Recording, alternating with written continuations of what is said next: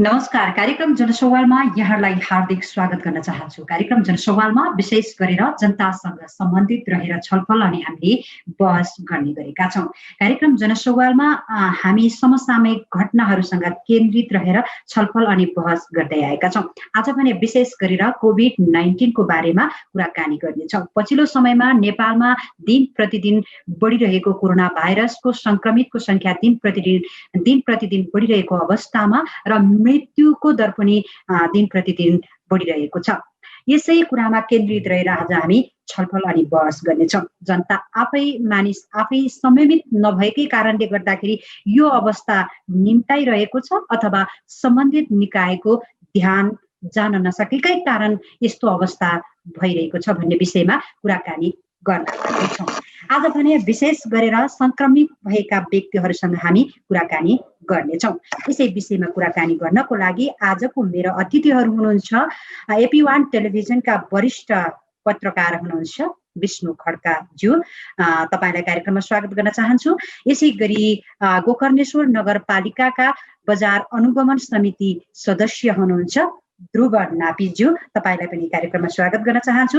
यसै गरी health assistant Mulpani प्राथमिक स्वास्थ्य केन्द्रमा कार्यरत हुनुहुन्छ, अहिले कोरोना संक्रमित हुनुहुन्छ हेल्थ असिस्टेन्ट प्रमिला भट्टराईज्यू हुनुहुन्छ, कार्यक्रममा स्वागत गर्न चाहन्छु। यसै गरी शैलेश डङ्गोल ज्यू हुनुहुन्छ वरिष्ठ क्यामेरा पर्सन, उहाँ पनि कोरोनाबाट संक्रमित भएर निको भइसकेको व्यक्ति हुनुहुन्छ, यहाँलाई पनि कार्यक्रममा स्वागत गर्न चाहन्छु। यसै गरी देखापडी अनलाइनका वरिष्ठ पत्रकार हुनुहुन्छ मिङमार ग्याल्पो लामाज्यू हुनुहुन्छ, यहाँलाई पनि कार्यक्रममा स्वागत गर्न चाहन्छु। यसै गरी शिक्षिका हुनुहुन्छ, गोकर्णमा बसोबास गर्नुहुन्छ गणेश माया श्रेष्ठ जी हुनुहुन्छ, यहाँलाई पनि कार्यक्रममा स्वागत गर्न चाहन्छु। कार्यक्रममा सबैभन्दा पहिले म जिज्ञासा राख्न चाहन्छु AP1 टेलिभिजनका वरिष्ठ पत्रकार विष्णु खड्काज्यूलाई। विष्णुजी, तपाईँले यो जानकारी गराइदिनुहोस्, तपाईँ कोरोना संक्रमित हुनुभयो, विश्व नै यो कोरोनाको सन्तासको अवस्थामा रहिरहँदा नेपाल पनि दिन प्रतिदिन झन डरलाग्दो अवस्थामा गइरहेको अवस्थामा तपाईँ पनि संक्रमित भएर केही समय हस्पिटलसम्म तपाईँ बस्नुपर्ने अवस्था पनि आयो। तपाईँ अहिले निको भएर घर फर्किसक्नु भएको छ, तपाईँको अनुभव हामीलाई जानकारी गराइदिनुहोस् न। रोजिनाजी, म चाहिँ टेलिभिजनमा काम गर्ने मान्छे, म लामो समयदेखि टेलिभिजनमा कार्यरत छु। खास गरेर यो चैतको 11 गते चाहिँ जब लकडाउन सुरु भएको थियो, त्यो लकडाउन सुरु हुनुभन्दा अगाडिदेखि नै म नियमित रूपमा कर्मथलोमै खटिरहेको थिएँ। त्यो बिचमा यो मलाई जब कोरोना संक्रमित भयो त्योभन्दा अगाडिसम्म मैले 3 चोटि परीक्षण गरिसकेको थिएँ र 14 चोटि परीक्षण गर्दाखेरि मात्रै ममा कोरोना संक्रमण देखिएको हो। सुरुमै मलाई कोरोना संक्रमण देखिएको चाहिँ होइन। यो लामो समय काम गर्दै जाँदाखेरि मानिसहरू धेरै संक्रमित भइरहेको अवस्था थियो। यो संक्रमित भइरहेको अवस्थामा हामी चाहिँ कर्मथलोमा अहोरात्रै खटिरहेका थियौँ। यसमा चाहिँ अब कुनै त्यस्तो डराएर काम गरिरहेको नगरेको पनि थिएन, गरिरहेका थियौँ। जब हामीलाई मलाई कोरोना संक्रमित म जब पाएँ त्यो बेला पनि म अफिसमै गइरहेको थिएँ र मलाई चाहिँ जिउहरू दुख्ने, अलि टाउको दुख्ने जब मलाई लक्षण देखा परेको थियो, यो असोजको पहिलो साता आइपुग्दाखेरि, त्यसपछि चाहिँ म अफिसमा 5 गतेसम्म अफिसमा गएँ। अफिसमा अलिकति मलाई के गाह्रो भएपछि म घरमा आइसोलेसनमा बस्छु, अलिकति 1-2 दिन रेस्ट गर्छु भनेर आएँ र आइसके पछाडि म घरमा आएर बेसार पानी, गुर्जो, त्यसै गरेर यो कोराको गाउँबाट कोराको सुप ल्याएर खाली ज्वरोहरू हट्छ भन्ने थियो। हल्का ज्वरो आउला जस्तो भएको थियो, त्यो टेस्ट गरेर बसिरहेँ।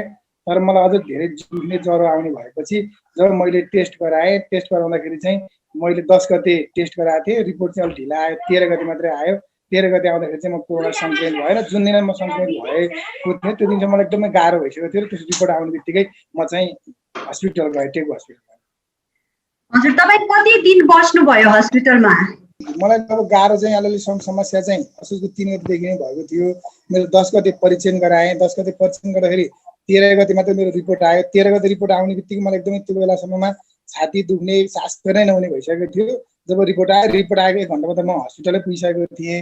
त्यसरी म चाहिँ झन्डै 24 गतेसम्म हस्पिटलमा बसेँ। हस्पिटलमा जाने बित्तिकै चाहिँ भेन्टिलेटरमा गएर बस्नु पर्यो, 4 दिन भेन्टिलेटरमा बसेँ। त्यसपछि 6 दिन आइसियुमा बसेँ, 1 दिन चाहिँ क्याबिनमा बसेर म 11 दिनको दिन हस्पिटलबाट चाहिँ डिस्चार्ज भएँ। डिस्चार्ज भएर आइसके पछाडि अहिले पनि म आइसोलेसन जस्तै गरी बसिरहेको छु। 1 साता चाहिँ मलाई आराम गर्नुपर्छ भनिरहेको छ डक्टरले, त्यस कारणले गर्दा म एकदमै कमजोर फिल महसुस भइरहेको छ अहिले, अनि म घरमै अहिले आराम गरेर बसिरहेको छु। यसै गरी म जिज्ञासा राख्न चाहन्छु गोकर्णेश्वर नगरपालिका बजार अनुगमन समितिको सदस्य हुनुहुन्छ ध्रुव नापेज्यू, तपाईँको पनि अनुभव बताइदिनुहोस् न, कस्तो रह्यो तपाईँको कोरोना संक्रमित भएपछिको दिनहरू? हामी यो जुन कोभिड लाग्नुभन्दा पहिला नै हामी बजार अनुगमन गर्थ्यौँ, बजारमा जान्थ्यौँ, सबैसँग घुलमिल गर्थ्यौँ।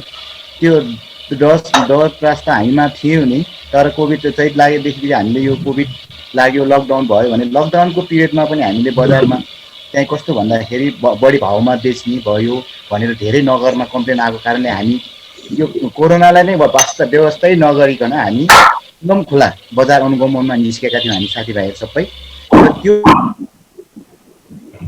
ढुक्क भयो कि हामीले लागेको छैन भनेर ढुक्कले हामी फेरि बजारमा अनुगमन हामी अहोरात आफ्नो अग्रपन्थीमा रहेर खट्यौँ। र त्यसपछि हल्का त्यसको लास्ट स्टेपमा भदौकमा चाहिँ हामी चाहिँ ज्वरो आउने, हल्का ज्वरो आएको जस्तो, कस्तो जिउ नमिला जस्तो, जिउ दुखे जस्तो, सन्चो नभए जस्तो भयो। अनि मैले नगरपालिकालाई तुरुन्तै खबर गर्थेँ म अहिले यस्तो भयो सर, बजार अनुगमन जान सकिनँ भनेपछि उहाँ सरले चाहिँ के भन्नुभयो, होइन तपाईँले एकचोटि फेरि तपाईँको चेक गरौँ, यो सिम्टमहरू चाहिँ हो जस्तो लाग्यो भनेर उहाँ सिम्टम देखिनु अगाडि चाहिँ मैले चेक गरेन। जब सिम्टमले म थला परेँ, ज्वरो आयो अनि यो जिउहरू दुख्ने जस्तो दुख्ने भइसकेपछि चेक गर्दाखेरि मैले भदौको 30 गते चेक गर्दाखेरि 3 गते अलिक ढिला आयो, मेरो पनि 4 दिन लगाइदिनु भयो। आइसकेपछि चाहिँ त्यो 4 दिन मैले त्यो कोभिडको त्यो रिजल्ट कुर्दा नै घरमा चाहिँ उठ्नै नसक्ने अवस्था आइसकेको थियो भनौँ न। यति गाह्रो भइसकेको थियो कि सोच्नै नसक्ने, अहिले त्यो सोचेर पनि जिउ सिक्नु भएर आउँछ, यति गाह्रो भयो। अनि चौथो दिन 3 गतेको दिन रिजल्ट आइसकेपछि चाहिँ अनि सरले नि उता नगरपालिकाबाट फोन आयो, तपाईँको पोजिटिभ आएछ, के गर्नुहुन्छ भन्यो। अनि मैले होइन सर अब म त घरमै बसौँ कि के गर्नु भन्दाखेरि होइन घरमा फेरि गाह्रो हुन्छ सबैलाई, तपाईँ चाहिँ हस्पिटलै बस्नुहोस् भन्यो। नेपाल मेडिकल कलेजको आइसोलेसन सेन्टरमा उहाँहरूले बोलाउनु भयो, म आफै गएँ, फेरि उहाँहरूले लिन आउनु भएन। अनि होइन तपाईँ अब समाजमा यस्तो अग्रपन्थीमा काम गरेर तपाईँ आउनु सक्नुहुन्छ, आफै आउनुहोस् भन्यो। अनि आफ्नै स्कुटर लिएर चाहिँ म सिधै गएँ। त्यो स्कुटी लिएर जाने स्थितिमा मेरो 102, 103 ज्वरो पुरै ग्रस्तै थिएँ कि। स्कुटी लिएर गएँ, त्यहाँ सरहरू आइसक्नु भएको रहेछ, नगरपालिकाको सरहरू, उहाँहरूले चाहिँ मलाई सबै व्यवस्थित आइसोलेसनमा हामी सुरुमा म पुग्दाखेरि चाहिँ त्यहाँ 8 जना मात्र हुनुहुन्थ्यो, गुरानीको निम्को दाईहरू दिदीबहिनीहरू हुनुहुन्थ्यो। यहाँको चाहिँ नगरपालिकाको चाहिँ कोही पनि थिएन, म मात्रै थिएँ। अनि उहाँहरूसँग बसेर एडमिसन भयो। अनि मलाई चाहिँ 2 दिन चाहिँ साह्रै गाह्रो भयो, अक्सिजन भेन्टिलेसन र आइसोलेसन उसमा चाहिँ बस्नु परेन, खालि अक्सिजन चाहिँ लिनुपर्ने भयो। 2 दिन चाहिँ साह्रै गाह्रो भयो। अनि 2 दिनपछि 3 दिन, तेस्रो दिन, चौथो, पाँचौँ भएपछि अलिकति हल्का निको हुँदै आयो। र त्यसपछि मेरो पहिलो टेस्ट चाहिँ 10औँ दिनमा गऱ्यो, त्यो नेगेटिभ आयो।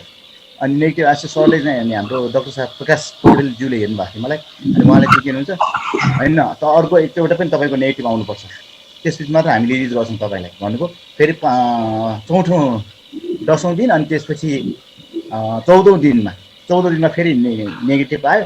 अनि सरले भन्नुभयो ल तपाईँ ठिक छ, ल घर जानुहोस् भनेर हामी 14 दिन आइसोलेसन बसेर घर आएँ। घर आउँदाखेरि उहाँले 1 हप्ता तपाईँ घरमै बस्नुहोस् अझै भनेर घरमा 1 हप्ता बसेँ। त्यसपछि घरमा 1 हप्ता बसिसकेपछि अहिले त 1 महिनै भइसक्यो म रिलिज भएको, अहिले एकदम ठिक छु। तपाईँको अनुभव पनि हामीले सुनिसकेका छौँ, पछि पनि हामी कुराकानी गर्नेछौँ, तपाईँको धेरै कुराहरू हामी सुन्न चाहन्छौँ। र यसै गरी अब भने म जिज्ञासा राख्न चाहन्छु प्रमिला भट्टराई, हेल्थ असिस्टेन्ट, अहिले उहाँ सङ्क्रमित हुनुहुन्छ। प्रमिलाजी, तपाईँको पनि अनुभव सुनाइदिनुहोस्, कस्तो छ अहिले तपाईँको स्वास्थ्य स्थिति, कस्तो छ, तपाईँ के गरिरहनु भएको छ, अहिले तपाईँ हस्पिटलमा हुनुहुन्छ अथवा तपाईँ आफ्नो निजी निवासमा बसेर तपाईँले आफ्नो स्वास्थ्यको ख्याल गर्दै हुनुहुन्छ, के छ तपाईँको स्थिति? मुलबानी प्राथमिक स्वास्थ्य केन्द्रमा हेल्थ असिस्टेन्टको रूपमा कार्यरत छु है। विगत यो जुन जहिलेदेखि लकडाउन सुरु भयो त्यसैदेखि नै चाहिँ हामीले हाम्रो यस मुलबानी प्राथमिक स्वास्थ्य केन्द्रलाई चाहिँ एउटा कोभिड छुट्टै र अर्को भनेको जनरल क्लिनिक छुट्टै गरेर हामीले सञ्चालन गरिरहेका थियौँ भने त्यति बेलादेखि नै हाम्रो 24 आवर सेवा चाहिँ यस मुलबानी प्राथमिक स्वास्थ्य केन्द्रबाट चाहिँ हामीले प्रदान गरिरहेका थियौँ। र त्यो गर्ने क्रममा चाहिँ हामीले विभिन्न फ्री बर्थ क्लिनिकहरू अनि त्यसपछि यो इमर्जेन्सी 24 आवरको इमर्जेन्सी र त्यो पछाडिको क्वारेन्टिन राख्ने कुराहरू र क्वारेन्टिन त बिस्तारै हट्दै गयो, त्यसपछि आइसोलेसन गर्ने कुराहरू चाहिँ सबै हामीले यस मुलपानी प्राथमिक स्वास्थ्य केन्द्रबाट नै सञ्चालन गर्दै आइरहेका थियौँ। र यसरी काम गर्दै जाँदाखेरि चाहिँ अब आफूले 24 आवर पनि काम गर्यो, फिभर क्लिनिकमा पनि काम गर्यो, अनि अरू इमर्जेन्सी सर्भिसेसहरूको लागि पनि काम गर्यो। आइसोलेसन अहिले तत्कालै चाहिँ म आइसोलेसन यस मुलपानी प्राथमिक स्वास्थ्य केन्द्रको आइसोलेसन स्टाफ पनि हो। अनि अहिले मैले चाहिँ यो असोजको पहिलो हप्तासम्म चाहिँ मेरो आइसोलेसनको ड्युटी थियो र मैले 4 गतेतिर एकपल्ट पिसिआर टेस्ट गरेँ। त्यति बेला म चाहिँ आइसोलेसनमा पोजिटिभ पेसेन्टसँग चाहिँ सम्पर्कमा थिएँ, डाइरेक्ट सम्पर्कमा। त्यति बेला चाहिँ के थियो भने उहाँको चाहिँ टन्सिलाइटिस भनेर फिभर क्लिनिकमा आउनुभएको थियो बिरामी। अनि त्यसपछि उहाँले मेडिसिन पनि लिइराख्नु भएको थियो। टन्सिलाइटिस राम्रोसँग ठिक भएन, मलाई चाहिँ मेडिसिन चाहिँ पनि उहाँले राम्रोसँग खानु भएको रहेछ, मेडिकलहरूतिरबाट खाइराख्नु भएको रहेछ। त्यो भएर टन्सिलकै मात्र बिरामी होला भनेर मैले फुल पिपी नलगाइकन, पिपी भन्नाले गाउन चाहिँ लगाएको थिएँ, मास्क चाहिँ लगाइनँ। अनि मास्क चाहिँ लगाएँ, गाउन लगाएँ, तर फुल पिपी चाहिँ लगाउन चाहिँ मैले त्यो किनभने यो कोभिड नहुन सक्छ जस्तो लागेर चाहिँ मैले फिभर क्लिनिकमा हेरेँ पनि त्यस्तो गरेँ। र उहाँको चाहिँ त्यस्तै दिनको चाहिँ बेलुकातिर चाहिँ उहाँलाई चाहिँ पोजिटिभ आयो एउटा पेसेन्टलाई। अनि पोजिटिभ आइसकेपछि चाहिँ मलाई अब एकदम डर भयो, किनकि म चाहिँ फुल्ली चाहिँ पिपीमा थिइनँ भनेर। र त्यस पछाडि मैले 2 दिन पछाडि टेस्ट गरेँ। टेस्ट गराउँदाखेरि नेगेटिभ त आयो, तर जुन हाम्रो ड्युरेसन थियो 5 दिन पछाडि गरेको भए पक्कै पोजिटिभ आउँथ्यो कि, अथवा त्योभन्दा पछाडि पनि लागेको हुनसक्छ मलाई हुन चाहिँ। तर जुन 2 दिनमा गरेको रिपोर्टमा नेगेटिभ आएपछि म ढुक्क भएर घर आएँ।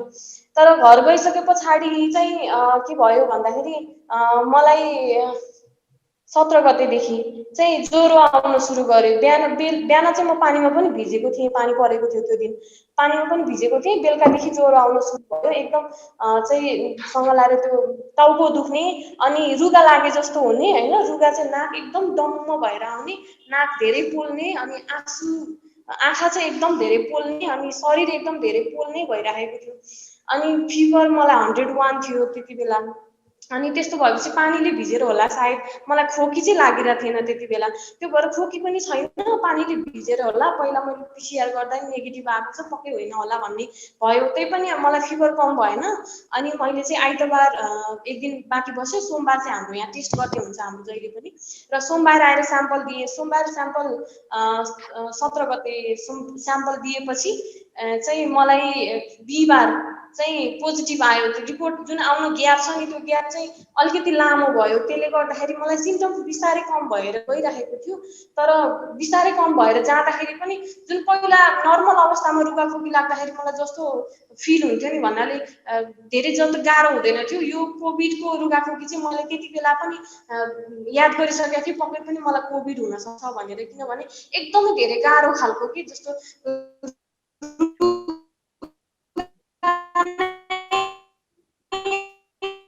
अर्कै खालको होइन, नाकले केही पनि सेन्सेसन, मुखमा चाहिँ नुन र पिरो मात्र थाहा हुने, अरू चाहिँ खासै त्यस्तो धेरै थाहा नहुने। अहिले पनि त्यही नै छ सधैँ, स्मेल र त्यो जुन के भन्छ स्वाद मैले अहिले पनि थाहा पाइरहेको छैन। र फिभर चाहिँ मलाई जुन बिहिबार चाहिँ रिपोर्ट आयो, रिपोर्ट आउने बेलासम्म मलाई फिभर कम भइरहेको थियो। एकदम भन्नाले पहिला 101 चाहिँ थिएन, 99 सम्म चाहिँ त्यति बेला पनि थियो। र म पोजिटिभ आउने बित्तिकै म रुममा बस्थेँ। रुमबाट चाहिँ म अफिसमै आएँ र यहीँ अफिसको आइसोलेसनमा बस्न सुरु गरेँ। त्यस पछाडि पनि जब मलाई आफूलाई चाहिँ फिल भइरहेको थियो म बिस्तारै कम भइरहेको छु भनेर, भन्नाले सिम्टम्सहरू घट्दै गइरहेको थियो। तर के भइरहेको थियो भने बिचबिचमा चाहिँ आज बिहान भर्खर चाहिँ अलिक सजिलो भयो जस्तो 11-12 बजीतिर चाहिँ फेरि चाहिँ सुत्न नसक्ने जस्तो।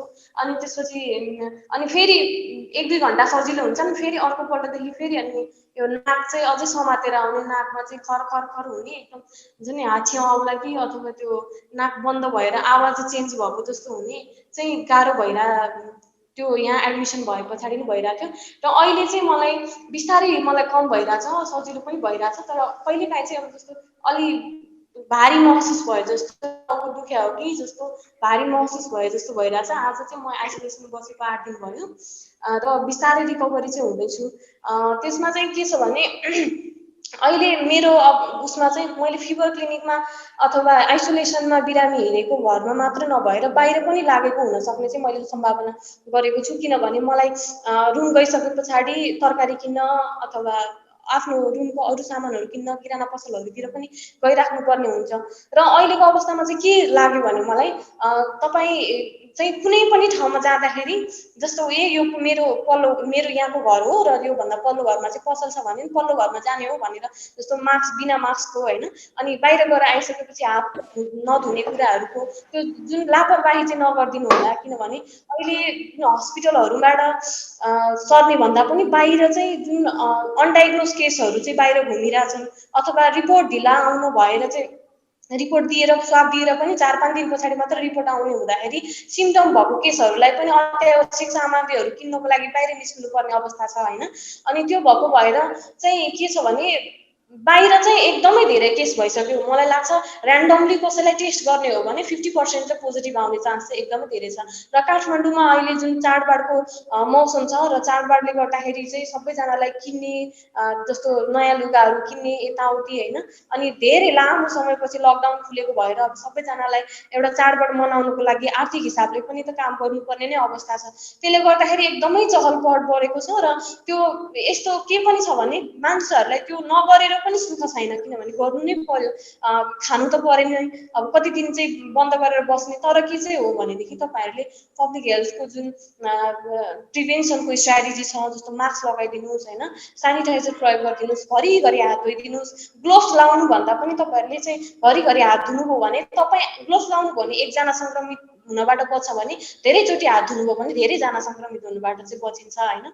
त्यो कुरा चाहिँ मैले भन्न चाहेँ। र अहिले चाहिँ मलाई बिस्तारै सजिलो महसुस भइरहेको छ, तर बेला बेलामा निको भएर रिकभरी फेजमा आउँदाखेरि पनि बिचमा चाहिँ जस्तो आज बिहानै फुर्तिलो महसुस भयो भने दिउँसो फेरि भारी भएर आउने त्यस्तो चाहिँ समस्या भइरहेछ अहिले। तपाईको अनुभव हामीले सुनिसकेका छौँ। स्वास्थ्य लाभको हामी धेरै धेरै कामना गर्छौँ र तपाईँ आफू स्वास्थ्य क्षेत्रमै कार्यरत हुनुहुन्छ।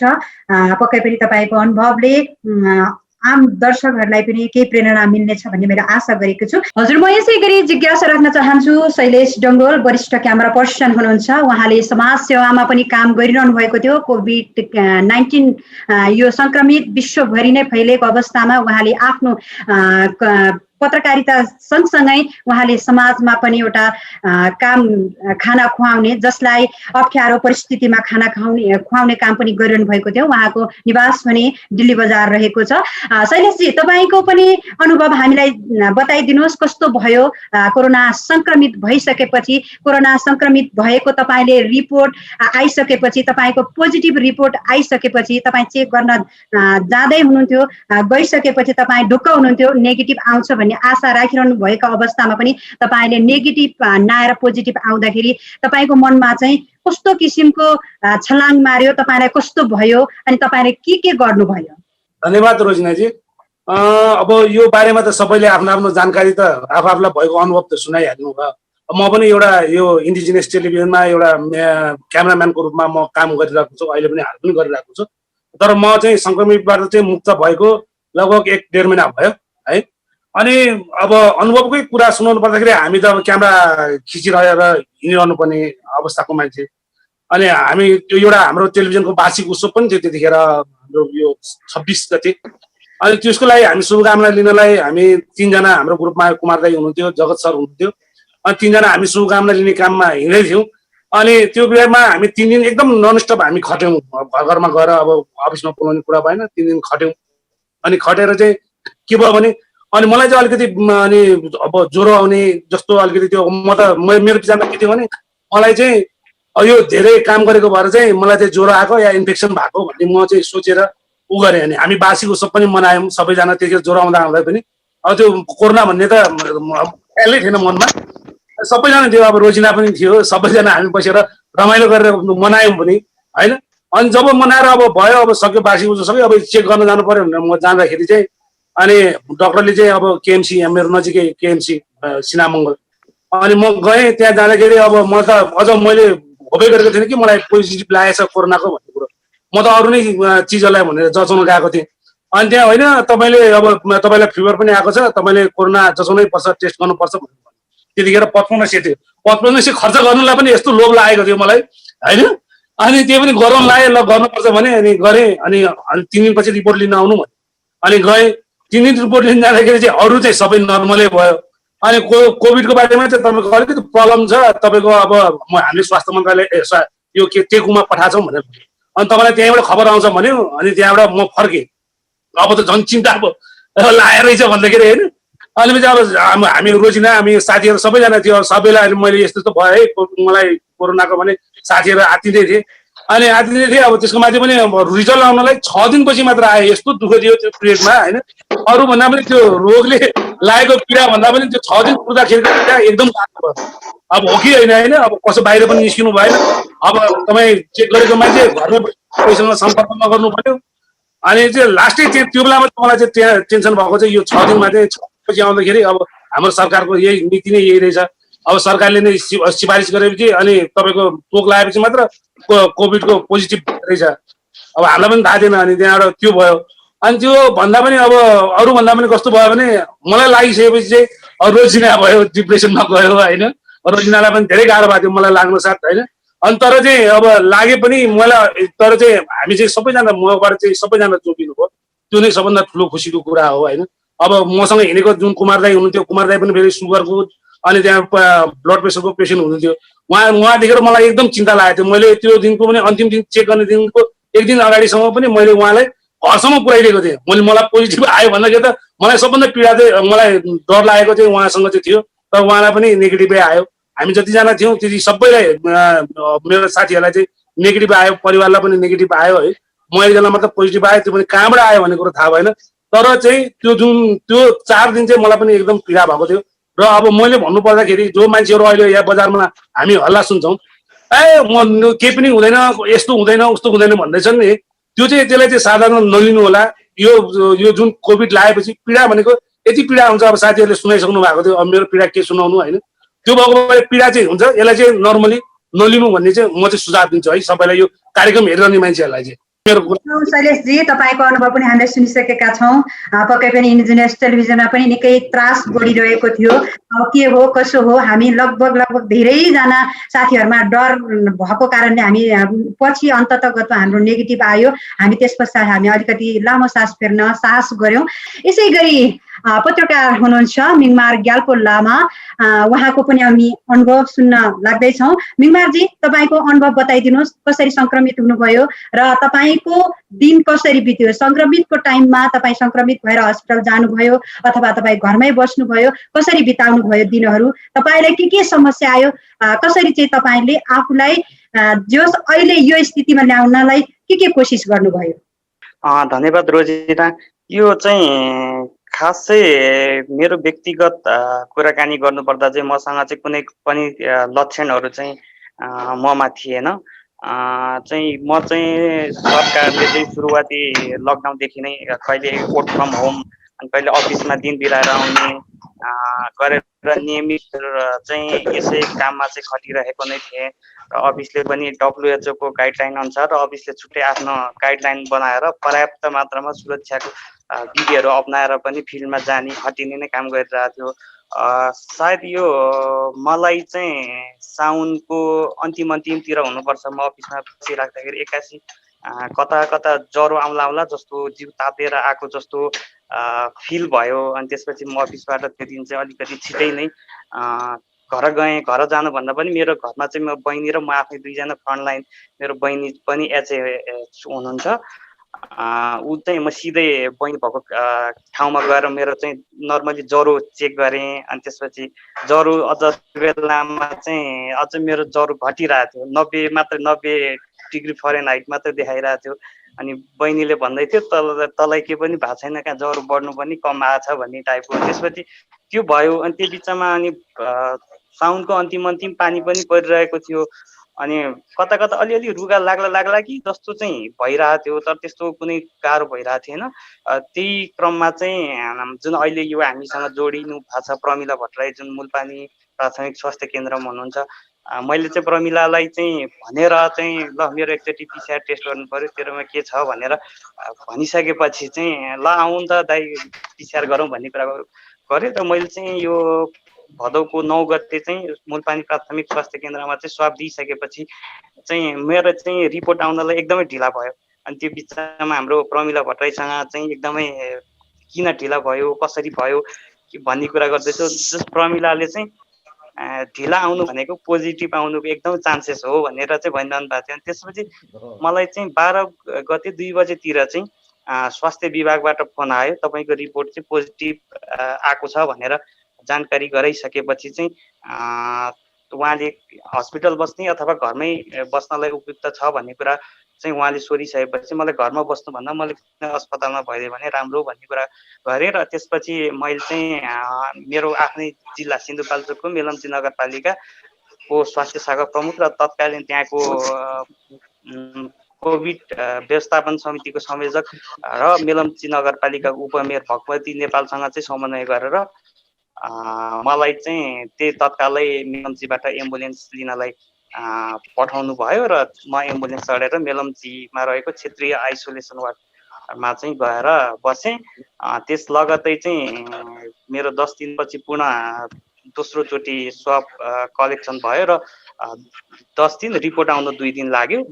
जुन 12 दिनको आइसोलेसन पछि चाहिँ म फेरि घरमा होम क्वारेन्टाइन बसेर चाहिँ म पुनः काममा फर्केँ। धन्यवाद बेङमारजी, तपाईँको पनि हामीले अनुभव सुनिसकेका छौँ। अब म शिक्षिकातर्फ लाग्न चाहन्छु। गणेश माया श्रेष्ठजी हुनुहुन्छ गोकर्णबाट। गणेश मायाजी, तपाईँको पनि अनुभव हामीलाई बताइदिनुहोस्। तपाईँ कोरोना सङ्क्रमित कसरी हुनुभयो, सङ्क्रमित भइसकेपछि तपाईँको मनमा चाहिँ कस्ता किसिमको कुरा आयो र तपाईँको नेगेटिभ पोजिटिभ भनेर रिपोर्ट चाहिँ कति दिनमा आयो? धन्यवाद रोजिना। अब मलाई चाहिँ कोरोना संक्रमण कसरी भयो भन्ने कुरा त लकडाउन थियो, लकडाउन चैतदेखि नै लकडाउन थियो, शिक्षण संस्थाहरू सबै बन्द थिए, घरमै थिएँ म, बाहिर त्यति कहीँ पनि गएको थिएन। अब मेरो श्रीमान हुनुहुन्छ, उहाँ बजार प्रतिनिधि, उहाँ प्राय सक्रिय रूपमा बजार प्रतिनिधिको सक्रिय रूपमा काम गरिरहनु भएको थियो, उहाँ प्राय बाहिरै गइरहनुहुन्थ्यो। उहाँको पनि अब सङ्क्रमण, उहाँ पनि सङ्क्रमित हुनुभयो। त्यस्तै गरेर अब उहाँबाट सङ्क्रमण भएँ अथवा मेरो घरमा दुई फ्यामिली छ, 2टा परिवार कोठामा बस्ने, अनि कोठामा बस्ने एउटा फ्यामिली बहिनी र एउटा छोरा मात्रै छ भने अर्कोमा 3-4 जना हुनुहुन्छ। उहाँहरू अब पहिला बहिनी बिरामी भएछ, बहिनी बिरामी भएको त हामीलाई थाहै भएन, उसले म बिरामी भएँ भनेर हामीलाई जानकारी नै गराएन। भित्रभित्रैबाट बसेछ, भित्रै कोठै अब यताउता नगरी हामीलाई त थाहा भएन। अनि अर्को फ्यामिलीसँग चाहिँ उसको टच रहेछ। अनि त्यो बहिनीबाट अर्को फ्यामिलीलाई सरेपछि सर्यो होइन। अनि त्यो अर्को फ्यामिलीले सर्दा पनि उनीहरूको फ्यामिली पहिला सुरुमा अब फ्यामिली पुरा होलै एक जना गर्दै गर्दै अब उनीहरू पनि बिरामी हुँदै त्यति बेलासम्म पनि अब शङ्का लागेन, किनभने त्यो बहिनी चाहिँ प्राय बाहिर गइरहेको, त्यो बहिनी बिरामी भएको भने थाहै भएन। अर्को फ्यामिली चाहिँ अब जुन चाहिँ बाहिरै जाँदैन थियो, प्राय सधैँ घरमै अब सँगै बस्ने सँगै खाने, हामी त्यो भएको भएर उनीहरू बिरामी भए पनि मलाई शङ्कै लागेन के उनीहरूलाई अब कोभिड अब त्यो आफूलाई लक्षण पनि थाहा थिएन त्यति बेलासम्म उनीहरूलाई कोभिड भयो या भएन, हामीलाई उसँग उनीहरूलाई शङ्का गर्ने ठाउँ पनि थिएन। उनीहरू बाहिर गएको थिएन, गए पनि आफ्नो सुरक्षित साधन लिएर जान्थे, त्यही भएर त्यति धेरै शङ्का गर्ने ठाउँ पनि थिएन, त्यति शङ्कै लाग्यो। पछि हुँदै उनीहरूको होल फ्यामिली एकजना गर्दै गर्दै बिरामी हुँदै उनीहरूको होल फ्यामिली बिरामी भइसकेपछि लास्टमा सबै फ्यामिली बिरामी हुँदै अनि हामीलाई पनि त्यो सङ्क्रमण अब त्यो बिरामी ममा छ अरे। सबभन्दा पहिले म बिरामी भएँ, त्यसपछि मेरो श्रीमान बिरामी हुनुभयो, त्यहाँबाट बा हुनुहुन्छ, बा बिरामी हुनुभयो, छोरी बिरामी भयो। तर सबभन्दा पहिले चाहिँ श्रीमानले बजार प्रतिनिधि हुनुभएको भएर श्रीमानलाई चाहिँ ओडाले नगरले चाहिँ तपाईँको चाहिँ अब अलिअलि ज्वरो आएको देखियो, तपाईँ चाहिँ गएर टेस्ट गराउनु, कोभिडको पिसिआर टेस्ट गराउनु भन्नुभयो भएर उहाँले टेस्ट गराउनु भयो। उहाँले टेस्ट गराइसकेपछि उहाँको अब धेरै 6 दिनपछि, बल्ल 5-6 दिनपछि चाहिँ रिपोर्ट आयो कि धेरै ढिला रिपोर्ट आयो। त्यति बेलासम्म हामीलाई एकदम धेरै बिरामी भइसकेको थियौँ, हामी सास फेर्न पनि गाह्रो, म चाहिँ धेरै बिरामी भइसकेको थिएँ, मलाई चाहिँ सास फेर्न पनि गाह्रो हुन्थ्यो। अनि ज्वरो 100-101 सम्म पनि भइसकेको हुन्थ्यो, ज्वरो जति औषधि खाए पनि हुँदैन थियो। पहिला त मलाई ज्वरो आएपछि पहिला पनि यस्तो रुगाखोकी ज्वरो आयो भनेर फ्र्याक्सन खाँदै त्यति बेला निको भइहाल्थ्यो। यो पालि चाहिँ धेरै फ्र्याक्सन पनि खाएँ, दिनको 3टा 4सम्म फ्र्याक्सन खाएँ, तर ज्वरो कमै भएन। अनि उहाँको अब 6 दिनपछि रिपोर्ट आयो। रिपोर्ट आएपछि उहाँ पोजिटिभ भन्ने थाहा पाएपछि अब उहाँको पोजिटिभ भइसकेपछि अब मलाई स्योर भइसकेको थियो कि मेरो अब होल फ्यामिली सबै बिरामी हुनुहुन्छ, होल फ्यामिलीकै पोजिटिभ आउँछ भन्ने चाहिँ लागिसकेको थियो। उहाँको पोजिटिभ भएपछि अब यता वडा प्रमुखले पनि अब तपाईँको घरमा अरू पनि बिरामी हुनुहुन्छ अलिअलि, तपाईँ चाहिँ गएर उता हस्पिटल बस्दिनुहोस् भन्नुभयो। अनि हामीले चाहिँ उहाँको अब कन्ट्र्याक्ट ट्रेसिङमा चाहिँ हाम्रो कोभिड-19 को PCR टेस्ट गरेको हामी सबैजनामा पोजिटिभै देखेँ त्यति बेला। त्यसपछि अब धेरै गाह्रो भयो, मलाई चाहिँ धेरै गाह्रो भयो, एकदम ज्वरो आउने, टाउको दुख्ने, जिउहरू सबै दुख्ने, एकदम धेरै गाह्रो भयो त्यति बेला। त्यसको 14 दिन पछि फेरि त्यो कन्ट्र्याक्ट ट्रेसिङको चाहिँ हामीले रिपोर्ट 2-3 दिनमै पायौँ। हाम्रो पोजिटिभ आयो सबै फ्यामिली, भनौँ न बा, मेरो छोरी, मेरो 3 जनाकै पोजिटिभ देखेपछि अब हामीले चाहिँ के गर्यौँ भने अब हामीलाई उता नगर प्रमुख अथवा वडा कार्यालयको वडा प्रमुख अध्यक्षज्यूले पनि फोन गर्नुभयो, के गर्नु तपाईँहरू हस्पिटल जानुहुन्छ या अब घरमै बस्नुहुन्छ त भनेर फोन गर्नुभयो। हामीले भने हाम्रो बा अलिअलि बिरामी पनि हुन्छ, बुढो पनि हुनुहुन्छ, उहाँलाई अब हस्पिटल गएपछि केयर नपुग्ला, बरु हामी यहीँ अब घरमै बसौँ, सकेसम्म अलिक गाह्रो भयो भने चाहिँ हामी हस्पिटल जाउँला, हस्पिटलबाट तपाईँहरूलाई कल गरौँला, होइन भने अब सकेसम्म हामी घरमै बसेर अब जति सक्छौँ घरमै बसेर उपचार गर्छौँ भनेर हामी घरमै बस्ने भनेर हामीले नि जिद्दी गरेर हामी घरमै बस्यौँ। हामी 3 जना पोजिटिभ भएको 3तिर बस्यौँ भने एकजना मेरो नन्द हुनुहुन्छ, उहाँ चाहिँ नेगेटिभ भए पनि हामीलाई खाना बनाएर दिन उहाँ आफै बस्न आउनुभयो। उहाँलाई पनि धेरै धन्यवाद दिन्छु म। अनि उहाँले हामीलाई पुरा बिहानदेखिको बेलुकासम्म पुरै सेड्युल अनुसार नै अब स्वास्थ्य मन्त्रालयबाट हामीलाई सेड्युल पठाइदिनु भएको थियो, त्यो अनुसार बिहानदेखिको खाना सबै रेडी गरेर दिनुहुन्थ्यो। हामी सबैजना 3 जना 3तिर बसेर आफ्नो आफ्नो ठाउँमा बसेर अब आफ्नो खानाहरू त्यही बसेर खाने गर्थ्यौँ। त्यही भएर हाम्रो अनि सजिलो भएन। त्यो भन्दा पनि अब वडा प्रमुखले चाहिँ घरमै बस्छु भनेपछि अब हामी सबैजना हस्पिटल गएको भए अझ यो गाउँमा अझ त्रास फैलिन्थ्यो। हामीले चाहिँ घरमै बसेर पनि कोभिड-19लाई चाहिँ जित्न सकिन्छ, कोभिड-19 घरमै बसेर पनि विषो हुन्छ भन्ने कुरा पनि अब समाजमा फैलाउन सक्यो। त्यही भएर घरमा बस्दा पनि अब सकेसम्म घरमा बस्दा सकिन्छ भने घरमै बसेर आइसोलेसनमा बस्दा पनि राम्रै हुन्छ, सक्दै सकिएन भने मात्रै हस्पिटल जाउँ भन्छु म चाहिँ। अनि अब नेगेटिभ चाहिँ हाम्रो पोजिटिभ आएको 14 दिनपछि चेक गरेपछि चाहिँ हाम्रो नेगेटिभ आयो। धेरै गाह्रो हुन्छ यो कोभिड-19लाई चाहिँ सामान्य अब महामारी चाहिँ हो भन्दिनँ म, किनभने महामारी भनेको लाग्ने बित्तिकै लागेको कति पर्सेन्टमा चाहिँ मर्छ भने त्यो कोभिड-19 महामारी चाहिँ होइन, तर सजग धेरै हुनुपर्छ। हामी सजग भएन भने यसले चाहिँ धेरै गाह्रै हुन्छ। धन्यवाद गणेश मायाजी, तपाईँ शिक्षिका हुनुहुन्छ, तपाईँले आफ्नो अनुभव पनि सुनाइसक्नु भएको छ। परिवारमै तपाईँको पोजिटिभ देखिँदाखेरि पक्कै पनि तपाईँको मनमा धेरै त्रास बढ्यो होला भन्ने पनि हामीलाई सुनिरहँदा पनि लाग्यो। विष्णुजीसँग म जोडिन चाहन्छु। विष्णुजी, तपाईँ परिवारसँग बस्नुहुन्छ, तपाईँको अन्य परिवारमा चाहिँ पोजिटिभ देखियो अथवा नेगेटिभ आयो, अनि तपाईँ यो अहिले पछिल्लो समयमा एउटा हावा चलिरहेको छ, कोरोना भाइरस भनेको एउटा सामान्य कुरा हो, सामान्य रुगाखोकी हो, हामीलाई यसलाई ठुलो रूप लिनु हुँदैन। त्यसै कारणले गर्दाखेरि हामी तातो पानी खाने, बेसार पानी खाने, यसले ठिक हुन्छ। गुर्जो पानी खाने, अहिले व्यापक रूपमा यो बजारमा हल्ला, गुर्जो पानी खाइसकेपछि सबै ठिक हुने भन्ने कुराहरू छ नि, यो भ्रम हो कि सत्य हो? खासमा चाहिँ गाह्रो कस्तो भयो तपाईँको अनुभव बताइदिनुहोस् न। जब मलाई जिउहरू दुख्ने भएको थियो त्यसपछि चाहिँ म घरमै आइसोलेसनमा बसेँ। आइसोलेसनमा चाहिँ तपाईँले भने जस्तै बेसार पानी खाने, गुर्जो पानी खाने, गाउँबाट कोदाको सुप ल्याएर आएको थियो, कोदोको पिठोको सुप बनाएर खायो भने झन् राम्रो हुन्छ भने लसुनहरू हालेर पनि खाइयो। त्यसपछि अन्डाहरू खाइयो। हामी अङ्कल र म सँगै बस्ने गर्थ्यौँ। मेरो चाहिँ श्रीमती र छोरा चाहिँ कोभिडकै कारणले गर्दाखेरि चाहिँ छोरो मामा घर गएर बसेको चाहिँ झन् 4-5 महिनाभन्दा बढी समय भइसक्यो। अनि हामी चाहिँ म हामीसँगै बस्ने, अङ्कल पनि सबै परिवारसँगै बस्थ्यौँ र हामी चाहिँ यो गुर्जो पानी खाने, बेसार पानी खाएरै बस्यौँ। यसमा चाहिँ अब सबैले प्रधानमन्त्रीज्यूले पनि भन्नुभएको थियो समाजलाई पनि कम्ती यो खायो भने ठिक हुन्छ भन्ने थियो। हामीलाई पनि अलिकति इनर्जी बढ्छ भने ठिकै छ भनेर बेलुकातिर तातो पानीको बाफ लिने, बिहान पनि लिने गरेर बसिरहेको थिएँ। यसरी बस्दै पनि कम्तीमा चाहिँ यो ज्वरो घट्ने क्रम चाहिँ भएन। ज्वरो चाहिँ एक दिनदेखि नै अर्को दिन अलिक कम भए जस्तो हुने, फेरि अर्को दिन बढ्ने नै देखियो। त्यसरी जिउहरू पनि एकदमै दुखिरहेको थियो। यसरी जिउहरू दुखिरहेपछि अनि कोभिड टेस्ट गर्दाखेरि चाहिँ मेरो चमैलाई पनि भने 4थो पटक टेस्ट गर्दाखेरि मेरो पोजिटिभ भयो। र पोजिटिभ देखिने बेलामा मलाई झन् रिपोर्ट आउन 4 दिन लागेको थियो। यो रिपोर्ट आउने क्रमसँग एकदमै छाती दुखिएको थियो, एकदमै जिउ दुख्ने, एक पाइला पनि सार्न नसक्ने अवस्था भइसके पछाडि म रिपोर्ट आएको 1 घन्टामै टेकु हस्पिटलमा चाहिँ त्यहाँ आइसियु खाली छ भन्ने थाहा पायो। थाहा पाए तत्काल म चाहिँ त्यसरी गएको थिएँ। तपाईँले अहिले भने जस्तो घर परिवारमा चाहिँ मेरो यहाँ अङ्कलसँग पनि थियो, अङ्कललाई पनि पोजिटिभ देखियो, अङ्कललाई पनि पोजिटिभ, उहाँ पनि आइसोलेसनै बस्नु भयो, उहाँ चाहिँ अहिले हस्पिटल जानु परेन। त्यसै गरी अर्को यहाँ रमेश अङ्कल भन्ने हुनुहुन्थ्यो, उहाँलाई पनि टेस्ट गरियो, टेस्ट गरेर उहाँको 8 टेस्ट गरेर 11 गते रिपोर्ट आएको थियो, उहाँमा पनि पोजिटिभ देखियो। अरूमा चाहिँ घर परिवारमा कसैको पनि पोजिटिभ देखिएन।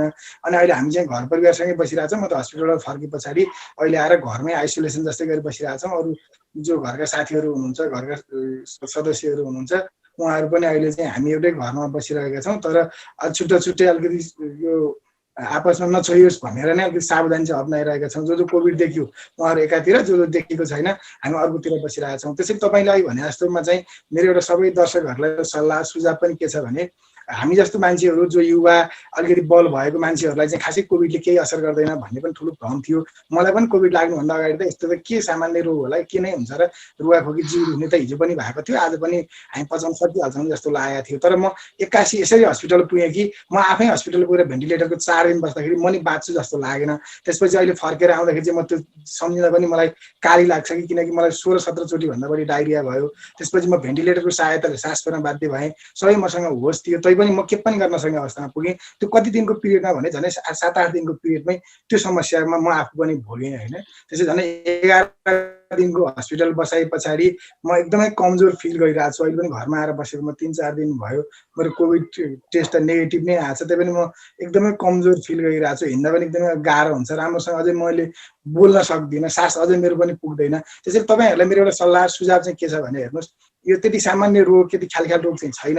यसले चाहिँ साँच्चै असर गर्यो भनेदेखि चाहिँ त्यसरी म जस्तो मान्छे भेन्टिलेटर गरेर बस्नु पर्यो अवस्था पनि आउँछ। त्यसैले तपाईँहरू पनि सचेत रहनुहोस्, सावधान रहनुहोस्, घरमै बस्दा पनि अहिले आइसोलेसन बस्दा छुट्टै बस्दिनुहोस्। यो लापरवाही मान्छेले गर्यो भन्छ, म आफूलाई मात्र ठान्दिनँ, किन मैले कुनै लापरवाही मैले त्यस्तो गरे जस्तो लाग्दैन। म यति धेरै सचेत थिएँ, यति धेरै सावधान थिएँ, यति धेरै मास्क म आफै धेरै सबैभन्दा बढी प्रयोग गर्थेँ, घर परिवार सबैभन्दा धेरै मास्क प्रयोग गर्दै हिँड्थेँ। तर कसरी आयो कसरी लाग्यो भन्ने थाहा पाइँदो रहेछ। जब लागिसक्छ त्यसपछि चाहिँ अब अलिक सिरियसै बनायो। यसैले तपाईँहरूलाई मेरो एउटा सल्लाह सुझाव अन्तिममा पनि के छ भने अलिकति ख्याल गर्नुहोस्, त्यो धेरै चाहिँ हेलसेक्राइ पनि नगर्नुहोस्। घर परिवारसँग सामान्य हो, हाछ्यौँ गरेर उडाउँछु, बेसार पानी खाएर पनि ठिक हुन्छ नभन् ठान्नुहोस्। जब तपाईँलाई छाती दुख्न थाल्छ, जब तपाईँ सास फेर्न गाह्रो हुन्छ, तब तत्काल हस्पिटल जानुहोस्। तपाईँलाई यसले नै राम्रो गर्छ भन्ने लाग्छ रोजिनाजी।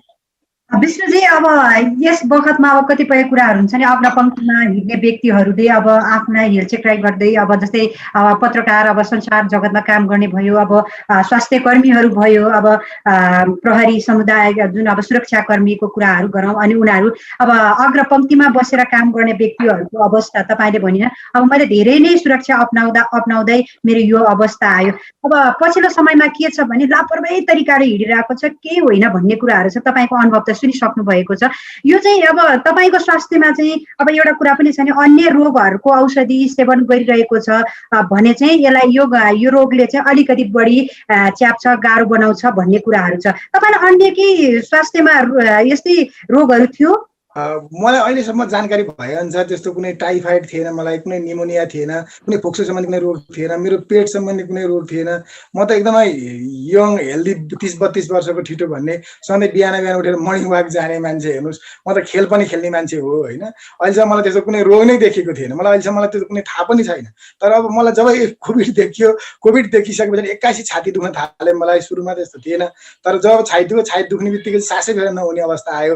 तपाईँले भने जस्तो चाहिँ के हो भने मानिसहरूमा पुरानो रोग छ भने यसले अझ धेरै रोगले अझ गाल्न सक्छ, अझ धेरै एट्याक गर्छ भन्ने थियो होइन।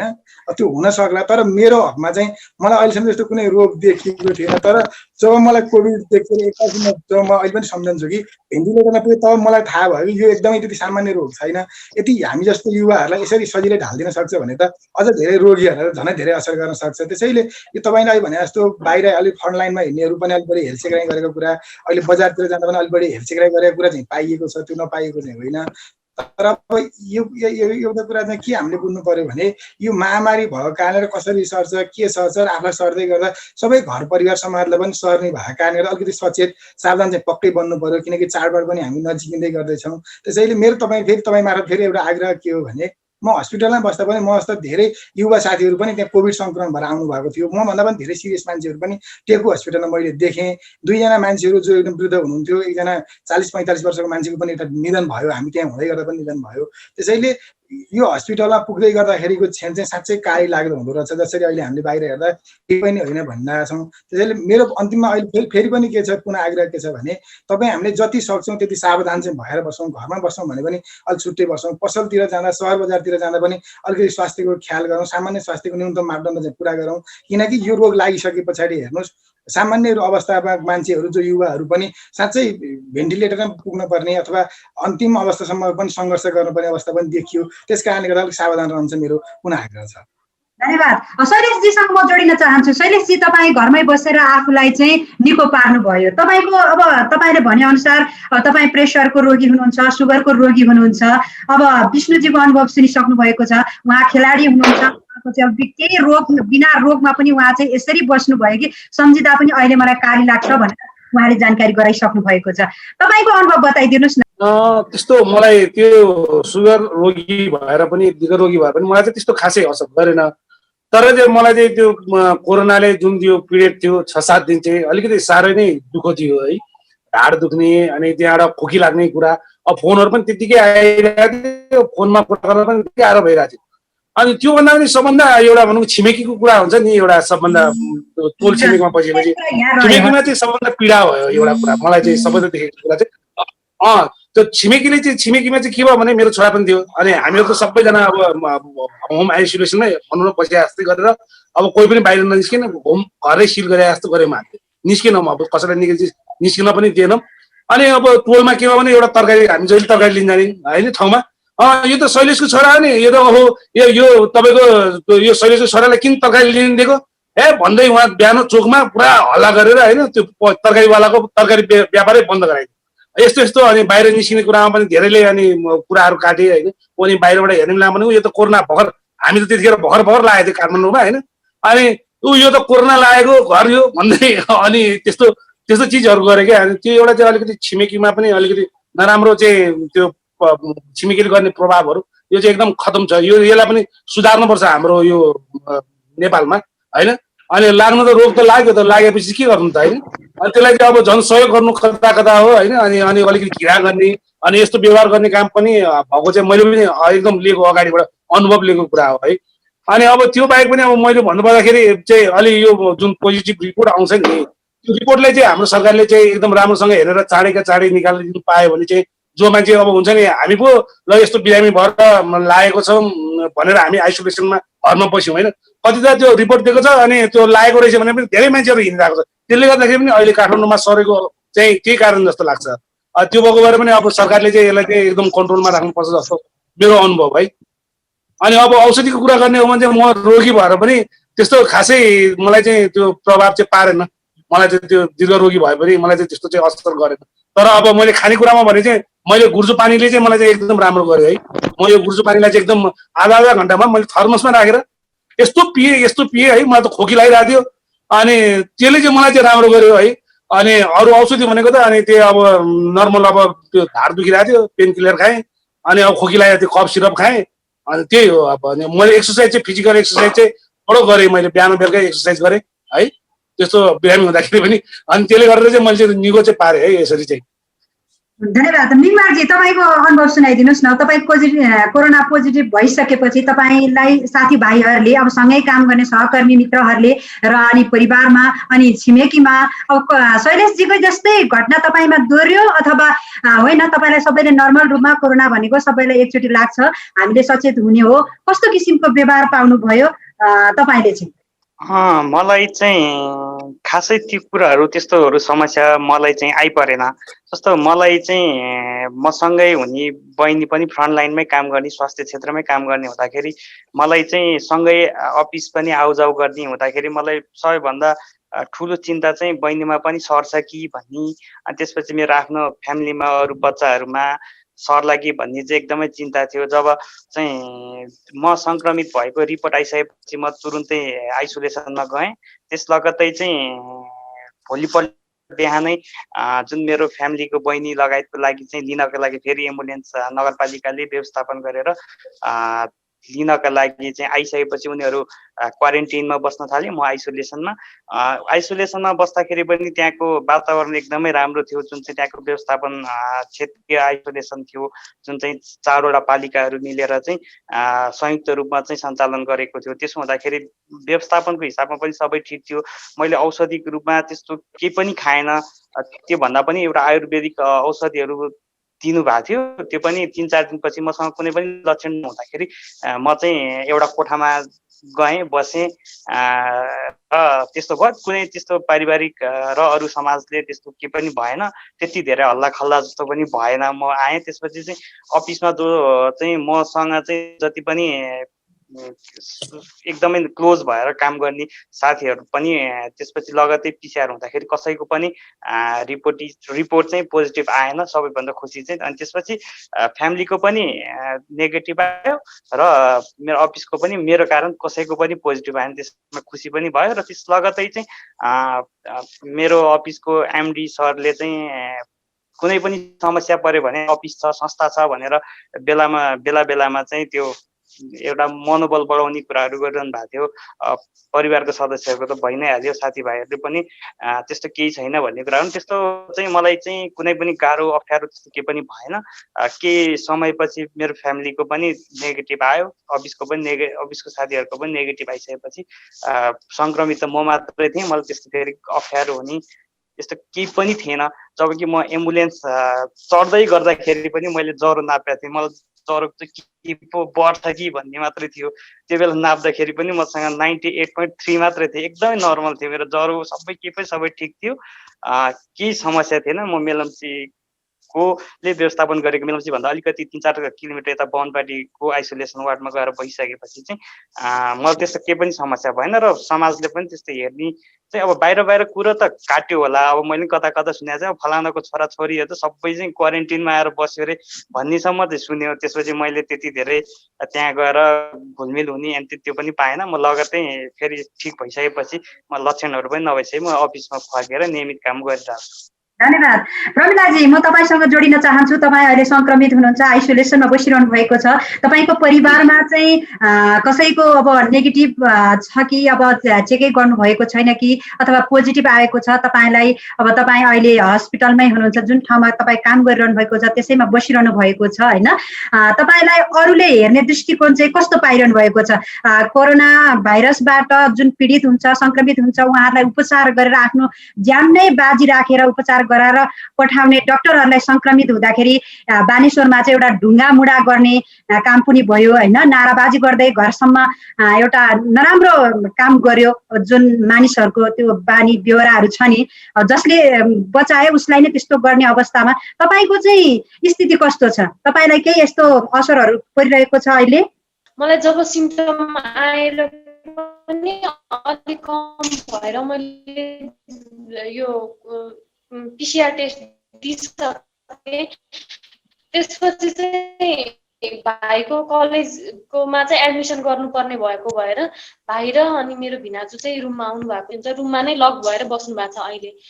उहाँहरूको रिपोर्ट आइसकेको छैन, आज आउँछ भनेर चाहिँ कुरिरहेको थियौँ, तर आजसम्म पनि आएन। भोलिसम्म चाहिँ आउला सायद रिपोर्ट। त्यसमा भने मेरो रुममा वरिपरि बस्नेहरूसँग खासै कन्ट्याक्ट हुँदैन थियो। बस्ने मात्रै हो मेरो काम, पकाउने खाने सुत्ने मात्रै। त्यो भएर अरू रुमसँग त्यति धेरै कन्ट्याक्ट थिएन। र मैले जोसँग मेरो क्लोज कन्ट्याक्ट भयो उहाँहरूको मैले कन्ट्याक्ट ट्रेसिङ पठाइसकेको छु, रिपोर्ट आइसकेको छैन। र हिंसाको कुरा गर्दाखेरि मलाई चाहिँ खासै त्यस्तो केही महसुस प्रमिलाजी, तपाईँको आवाज हामीले राम्रोसँग म यही अफिसमै। अर्को भनेको चाहिँ जस्तो यहाँ बाहिर बसिराख्दाखेरि चाहिँ जस्तो रोडतिरबाट हिजो पनि कोरोनाहरू हो भन्दै यस्तो हुन्छ नि, हामीलाई देख्दाखेरि चाहिँ ल यो चाहिँ नौलो संसारबाट आएको मान्छेहरू जस्तो चाहिँ बाहिरी समाजले चाहिँ त्यस्तो बिहेभ गरिरहेछ। म ध्रुव नापिसँग जोडिन चाहन्छु। ध्रुवजी, तपाईँको एउटा अन्तर्वार्तामा मैले पढेकी थिएँ होइन, तपाईँले अन्तर्वार्ता पनि दिइरहनु हुँदाखेरि समाजले चाहिँ साह्रै नै नराम्रो गर्यो, धेरै हेला नगर्नुहोस् कोरोना संक्रमित भएका व्यक्तिहरूलाई, यो कोरोना संक्रमित भएका व्यक्तिहरूको रगत चाहिँ सबैभन्दा महत्त्वपूर्ण हुन्छ, तपाईँको लागि काम लाग्नेछ, घृणा नगर्नुहोस्। तपाईँ एउटा समाजमा काम गरिरहनु भएका एउटा समाजमा बजार व्यवस्थापनमा हुनुहुन्छ, जुन साथीभाइसँग पहिलेको अवस्थामा कोभिडको सङ्क्रमित हुनुभन्दा अगाडि अवस्था चाहिँ एकदमै हाई थियो, तर कोभिड सङ्क्रमित भइसकेपछि तपाईँलाई हेर्ने नजर फरक भयो भनेर तपाईँलाई अन्तर्वार्ता दिनुभएको थियो। के साँच्चीकै त्यस्तो अवस्था थियो तपाईँलाई? मैले इन्टरभ्यूमा पनि भनिरहेको छु र अहिले हिजो पनि एउटा सानो इन्टरभ्यू दिएको छु मैले हाम्रो कान्ति भैरव मिडिया प्रणालीलाई। मैले त्यही अनुभव गरेको चाहिँ यो कोरोना लाग्नुभन्दा अगाडि पनि हामी बजारमा हिँड्थ्यौँ, तपाईँले भने जस्तै खाइहाल्दो, एकदम एउटै ठाउँमा खान्थ्यौँ, एउटै होटेलमा बसेर चिया खान्थ्यौँ साथीभाइसँग, यस्तो मिल्ने साथीहरू थिए। जब कोरोनाको हस्पिटल गएँ, म घरमा त बसिनँ सङ्क्रमित भइसकेपछि, त हस्पिटल गएर एक कल फोन गर्दा पनि उनीहरूलाई सल्लाह जस्तो गरेर कलभरि पनि उठाइदिएन क्या साथीहरूले, कल पनि उठाइदिएन। अनि तिनीहरूले हेर्ने नजरै अर्को के, अहिले भर्खर हाम्रो प्रमिलाजीले भन्नुभयो नि, हामी कुनै अर्को दुनियाँबाट आएको मान्छेहरू जस्तो कि व्यवहार, कि यो उसले देख्दैमा या उसले देख्दैमा पनि त्यो रोग हामीलाई पनि सर्छ जस्तो गरेर व्यवहार चाहिँ देखाए यिनीहरूले। जस्तै हाम्रो प्रमिलाजीले पनि भन्नुभयो नि, हामी चाहिँ अन्तै यो पृथ्वीबाट होइन कि अरू कुनै क्षेत्रबाट आएको मान्छेहरू जस्तै व्यवहार गरे के, डराउने के। एक तरहको उनीहरूको मनमा के त्रास भन्दाखेरि हेर्दै हामीले देख्यो त्यो सङ्क्रमित मान्छेलाई देखेमा पनि हामीलाई सर्छ कि भन्ने त्यो मनमा हुने हो कि, त्यो मैले अहिलेसम्म बुझ्न सकेको छु। मैले हिजोको त्यो एउटा इन्टरभ्यूमा पनि मैले त्यही भनेको छु कि यो अर्कै संसारबाट आएको मान्छे जस्तै व्यवहार गर्यो हामीलाई होइन। यो कोरोना भनेको त हामीले त आफ्नो सक्रियतामा आफूले आफ्नो मनोबलमा पुरै जित्न सकिन्छ भने त्यस्तो भनिरहेछौँ र हामीले कति यो मर्ने सङ्ख्या त त्यति बढाएको छैन नि त, हाम्रो सङ्क्रमितको पर्सनमा 2% पनि हामी मरेका छैनौँ। त्यस्तो हुँदा पनि मान्छेहरू चाहिँ के सोच्छ भने अब त्यही मान्छे जुन मलाई भोलि हिजो अस्ति मलाई म सङ्क्रमित हुँदाखेरि जुन छ्यासेर सुसु गर्ने हो उसको परिवार पुरै अब त्यो पुरैलाई सङ्क्रमित भइरहेछ अहिले, पुरै सङ्क्रमित भएर उहाँ मैले के उनीहरूलाई गरौँ, मैले उनीहरूलाई त एकदम हेल्प गर्न चाहिरहेको छु। मैले हिजो फोन गरेँ र नडराउनुहोस् केही पनि हुन्न भने उहाँले चाहिँ मलाई अब सल्लाह लिनुभयो के खानुभयो तपाईँले, के गर्नुभयो, खानपिनमा के खानुहुन्छ भनेर उहाँले दिनु। मैले एकदम स्पष्ट रूपमा म आउँ तपाईँको घरमा, म तपाईँको घरमा आएर तपाईँलाई सजेसन दिन सक्छु भनेर मैले मजाले भन्दाखेरि अनि उनीहरूले चाहिँ पश्चातापको अलिकति अनुभव गरे कि मैले जुन हामीले पहिला गर्न नहुने चिज चाहिँ हामीले अहिले गरिरहेछौँ भनेर पश्चातापको उनीहरूले सुनाइरहेछ कि अहिले। त्यस्तै हो उहाँहरूले। यो बेला त अब सान्त्वना नै सबैभन्दा ठुलो कुरा, आत्मबल बढाउने कुरा नै सबैभन्दा ठुलो कुरा रह्यो अरूभन्दा पनि।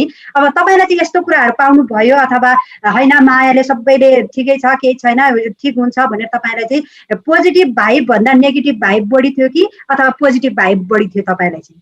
अब समाज हो, सबैको सोचै एउटै हुँदैन होइन, तर जति पनि मेरो साथीहरू जति सहकर्मी शिक्षक भनौँ न, मैले काम गर्ने स्कुलको सहकर्मी साथीहरू हुनुहुन्थ्यो, उहाँहरूले चाहिँ प्राय सबैजनाले फोन गरेर यो अब साधारण ज्वरो हो केही पनि होइन, आत्मबल अलिक बढाउनु भयो भने केही पनि होइन भनेर प्राय सबैजनाले नलिनुहोस्, चिन्ता नगर्नुहोस् भनेर फोन गर्नुभयो। अनि यस्तै हाम्रो यस स्कुलका प्रिन्सिपल हुनुहुन्छ, उहाँ चाहिँ एकदम धेरै हुनुहुन्छ, उहाँले चाहिँ फोन गरेर यस्तो अवस्था पनि यदि तपाईँलाई केही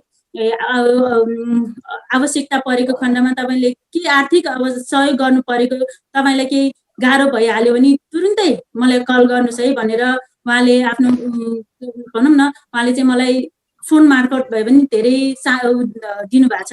अनि अब आफन्तहरूले पनि सबैजनाले प्रायः जस्तो सबैले फोन गरेर अब आत्मबल बढाइदिने काम गर्नुभएको छ भने अब समाज छरछिमेकी भनेको त प्राय अब यति पनि समाजमा यति छरछिमेकमा यस्तो पनि व्यक्ति भेट्यो फेरि त्यही समाजमा होइन। मेरो घरसँगै मेडिकल छ, मेडिकल अब औषधि पसल, त्यो औषधि पसल पनि 2 दिन बन्द गराइयो। अब हामीसँग किनभने जुन मेडिकलमा बस्ने मेडिकलको बहिनी हुनुहुन्छ उहाँसँग चाहिँ हाम्रो धेरै हिमचिम बढेको छ, उहाँलाई पनि लाग्न सक्छ, उहाँ त्यो औषधि पसलमा औषधि किन्न नजानु भन्ने अफवाह समेत पनि त्यहाँ धेरै कुराहरू फैलाइयो। अनि अहिले अब हामी त घरमै थियौँ, अब सबैजनाले सबै अब कोरोना लागेको भन्ने अनि सबै बाहिर घरतिर बाटो मेन रोडमा छ घर अनि बाटोमा हिँड्ने मान्छेहरू पनि यतासम्म चाहिँ आउने अनि मेरो घर आइपुग्ने बित्तिकै घरलाई चाहिँ घुम्ने यसरी के घरबाटै चाहिँ कोरोना सर्छ जस्तो गर्नेहरू पनि हुनुहुन्छ छरछिमेकमा र अब त्यस्तै छिमेकमा अर्को राम्रो व्यक्तिहरू पनि हुनुहुन्छ मेरो लागि अब हामी त आइसोलेसनमा बसेपछि बाहिर निस्किने कुरा पनि भएन बाहिर निस्केनौँ हामी कोठामा बस्नेलाई पनि हामीले निकालेनौँ हामी पनि कोही पनि बाहिर निस्केनौँ अनि हाम्रो लागि अब खानेकुरादेखि लिएर प्रायः त अब मेरो त्यहाँ माइतबाट पनि ल्याइदिनु भयो माइत नजिकै भएको भएर उता आमा बुवाले पनि ल्याइदिनु भयो र त्यही हामीले सब्जीहरू दिने जुन पसल छ त्यो दाइले पनि हामीले धेरै सहयोग गरिदिनु भयो उहाँले हामीलाई चाहिने तरकारीहरूदेखि लिएर सबै बिहान के चाहिन्छ भनेर फोन गरेर सोध्नुहुन्थ्यो के चाहिन्छ भने भन है भनेर भन्नुहुन्थ्यो उहाँले हामीलाई तरकारी सबै दुधदेखि लिएर सबै अगाडि अब ढोकासम्म ल्याएर राखिदिनुहुन्थ्यो धेरै सहयोग पनि गर्नुभयो अब कोही कोही सोचाइ भएको व्यक्तिहरू पनि हुन्छ अब तिनीहरूले भनिहाल्यो नि घरलाई पनि घर यसो त घर यसरी घरलाई आफूले छ भने घरबाट नि कोरोना सर्छ जस्तो बिहेभ गर्नेहरू पनि हुनुहुन्छ होइन अब धेरै प्रायः साथीहरू धेरै साथीहरूले चाहिँ फोन गरेर रोग भनेको सबैलाई राख्न सक्छ पिर नगर्नुहोस् चिन्ता नगर्नुहोस् भन्ने ढाडस दिनुभयो।